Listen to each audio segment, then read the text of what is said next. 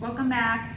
Today we are making nachos. I have chips over here, cheese. I have all of the ingredients that we normally like for nachos. But today I'm making mine with taco meat, and I wanted to show you how to make tacos without needing a package of Old El Paso taco seasoning mix, because it's really easy once you know what the basic ingredients and spices are. Right now I have a pan warming up, and I will get started in just a second. I forgot my apron. I will be right back. So this is my Beatles shirt, one of my Beatles shirts. Covering it is scandalous, but this is a shout out to Mom. She made me another apron. So I am wearing the apron to hopefully not dirty my shirt. Arizona Cardinals. There you go. Hi, Mom. Okay. So this is warming up. I'm just going to put some vegetable oil in here. You can use olive oil, canola oil. This doesn't have much flavor, so it doesn't really affect the meat at all. And let's see. There are different ways to test the heat. That's my way, just a drop. But be careful with that. Some people will just put the spoon in like this. Others will throw a little bit of salt in. And I have meat. This is at least a couple of pounds of ground beef because the family loves this, and the last time I made it, there wasn't enough.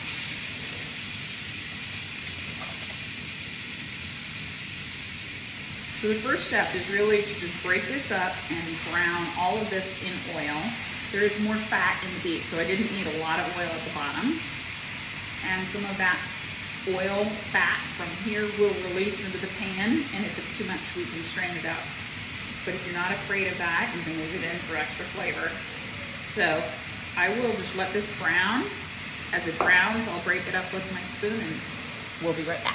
Just in case anyone worries that I don't spoil my boys and girls who are sitting right here, this is just a little sampler, but they get this throughout the dinner.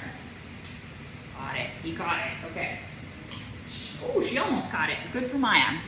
I have to tell you, Maya's a beast. She's a great hunter and an athlete, but her eyes are a bit far apart, so I don't know if that's what affects her eye-mouth coordination. She doesn't always catch when I toss a snack. Whereas Thomas, Patrick Edward Brady II Hines, that's Tommy, he always catches it.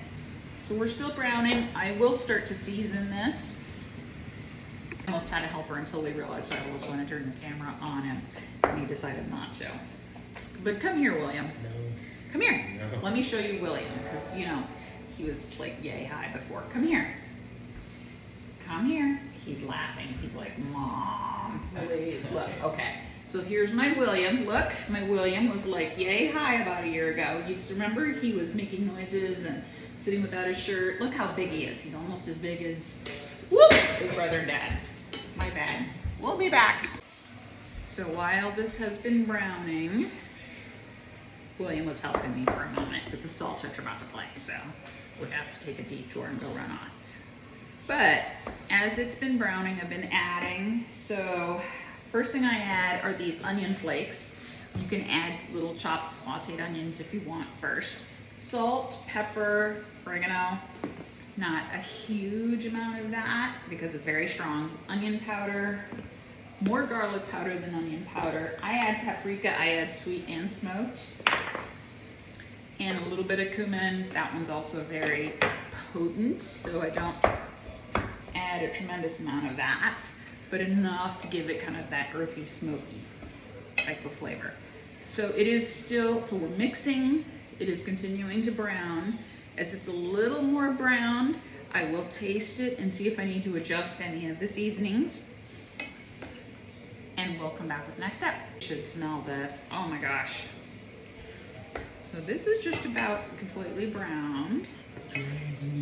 Not quite. I'm still working on a few little pink pieces. I like to make sure it's completely cooked. And it will continue to cook in the sauce in a moment, but when I taste it. My kids are playing music. No, Ready? that's it, like 20 shots. Yeah. 10 shots. More of everything, I think. More salt, paprika, garlic powder, pepper. So we'll add more when they do. Ooh, Season as I go. I'm gonna have to dump a little more. Just I have more meat here than I usually do. That's why I have to add more of the spice. Oops, Thomas, don't touch that. Garlic Are powder. you gonna take a picture of me? The other thing I add, tomato sauce. I had a whole can. This is the hot one, which I like. We'll be right back. So, it's just about done. Some of the liquid has been absorbed. It's all nice and brown. I added more salt, paprika, garlic powder, onion powder. I added some chili powder, and I added a couple of ounces of tomato paste, maybe, just to give it a little sweetness. So it's just about ready. And you can make tacos out of this, burritos out of this. We're making nachos, so I'll show you what it looks like. Hey Ash, what's the verdict? She made a burrito out of hers. Oops.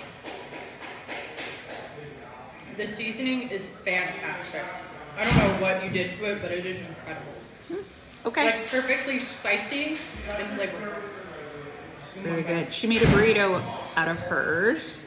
I have nachos out of mine. That's a huge plate. Let's see if I eat it all. And we'll be right back. Here's my taste test. I need some of the meat. Cheese. There's some cheese with the meat. I didn't mean to cover it all up, but it's Mexican crema, cheese, pickled jalapenos, salsa, pinto beans, tortilla chips, and taco meat.